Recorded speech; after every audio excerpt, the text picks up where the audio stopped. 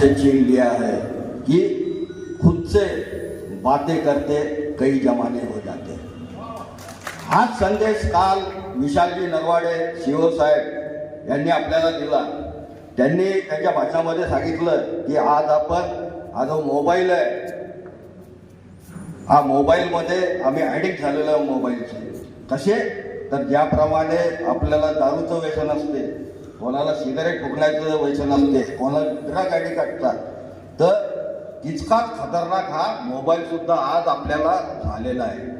ही मांडणी त्यांनी काल केली। दुनियादारी की बातें हो कि दिल का कारोबार, एक छोटे से मोबाईल में सिमट गया संसार। माहितीचा विस्फोट झालेला आहे, विस्फोट झालेला आहे माहितीचा।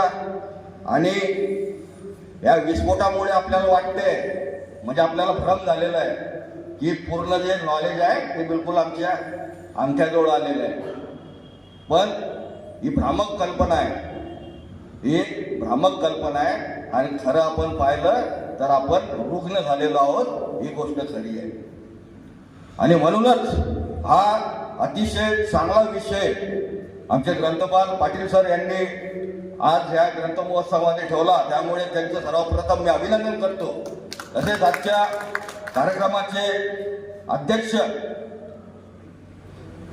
अध्यक्ष वृत्त दर्पणकार आमचे मित्र राजेंद्रजी काळे, तसेच व्हॉइस ऑफ मीडियाचे अध्यक्ष लक्ष्मीकांतजी बगाडे, तसेच जैन साहेब ज्यांना मी मार्मिक जैन म्हणतो, कारण ते मार्मिक लेखणीकार आहेत आणि सतत ते विकासात्मक अशी पत्रकारिता करत आहेत, असे आमचे मार्मिक जैन साहेब। आत्ताच जैनने आपलं मनोगत व्यक्त केलं आणि कुराणची सुद्धा पहिली आयत है इकरा, तो इकरा पे वो अमल कर रहे हैं।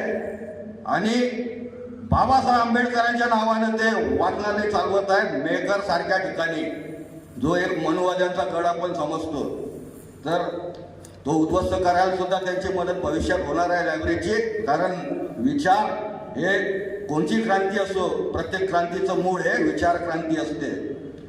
तसेच आत्ताच बेबाक आणि बेखोफ अशी पत्रकारिता करणारे आमचे मित्र वसीमजी यांनी सुद्धा छान अशी मांडणी केली। तसंच मी म्हणेल की वसीमजीप्रमाणेच बेबाक, बेखोफ आणि सोबत तेजाबीतेवर असणारे आणि सत्य मांडणारे आणि tail the truth and shame the devil हे ब्रीद वाक्य घेऊन गुड इव्हनिंग सिटी जे आहे ते आपण वाचत आहोत।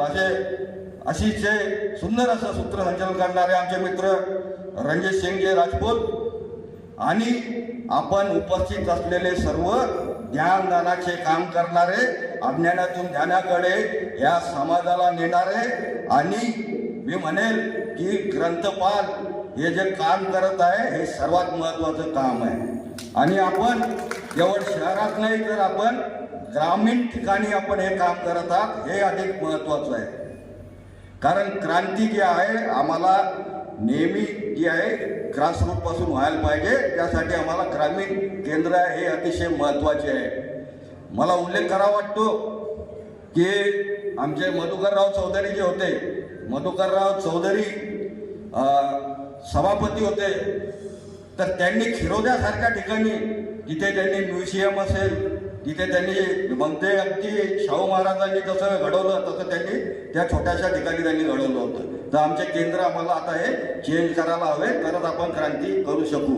तर अशी वैचारिक क्रांती करणारे तमाम ग्रंथपाल, ग्रंथालय प्रेमी आणि ग्रंथ सेवक, आणि आज शासनाने बऱ्याच वर्षापासून, मला पक्षाच्या विरोधात कोणत्याच नाही बोलायचं, कोणताही पक्ष असो, त्यांनी फार पूर्वीपासून ग्रंथालय सेवक आणि ग्रंथालय जे आहे पूर्णकालीन जे पद होते हे रिक्त केलेले आहे। तर हे सुद्धा भरणं फार आवश्यक आहे। कारण अब्राहम लिंकन म्हणायचा की मला तुम्ही झाड तोडायला 6 घंटे जर दिले, तुम्ही मला झाड तोडायला 6 घंटे दिले, तर त्याला जे लागणारे टूल्स आहे, त्याची जी किट आहे म्हणजे कुऱ्हाड आहे, तर ते कुऱ्हाडीला धार लावण्यासाठी मी 4 घंटे लावेन आणि 2 घंट्यामध्ये मग मी ते झाड तोडेन. तर हे टूल किट जे आहे ही काय आहे, तर टूल किट काय आहे, टूल किट म्हणजे आमच्यामध्ये जो कॉन्फिडन्स आहे, तो कॉन्फिडन्स, प्रॉब्लेम सॉल्विंगची पॉवर, आमची क्रिएटिव्हिटी, आमची क्युरिसिटी, आमच्यामध्ये जे आहे म्हणजे जे सॉफ्ट स्किल आहे, हे सॉफ्ट स्किल जे आहे हे व्हॉट्सअप युनिव्हर्सिटी किंवा फेसबुक याच्यावरनं तुम्हाला कदापि मिळू शकत नाही. मी तर असं म्हणेल की व्हॉट्सअप युनिव्हर्सिटीमध्ये ते गुगलमध्ये सर्च करून कोणत्याही विषयावर भाषण करणे म्हणजे भेळपुरी खाऊन पैलवान बनण्याचं स्वप्न पाहण्यासारखं ते इतकं वाईट आहे. ते म्हणजे तो कामा पैलवान दारासिंग तर बनू शकणार नाही, तो पहिल्याच्या तर त्याला मात भेटेल. म्हणून एक कट पेस्टचं जे आहे, ही कट पेस्ट संस्कृती जी आहे ही याच्यामुळे फोफावलेली आहे. कारण तुम्हाला इत्यंभूत जर नॉलेज पाहिजे असेल तर तुम्हाला चांगले पुस्तकं वाचायला पाहिजे आणि त्यासाठीच आपण काय म्हणतो, वाचाल तर वाचाल. हे पण अर्थ सत्य आहे. वाचाल तर वाचाल, पण काय वाचाल? कारण आमच्या इथे एक जे साहित्य आहे ते एक हिंसात्मक साहित्य सुद्धा आहे.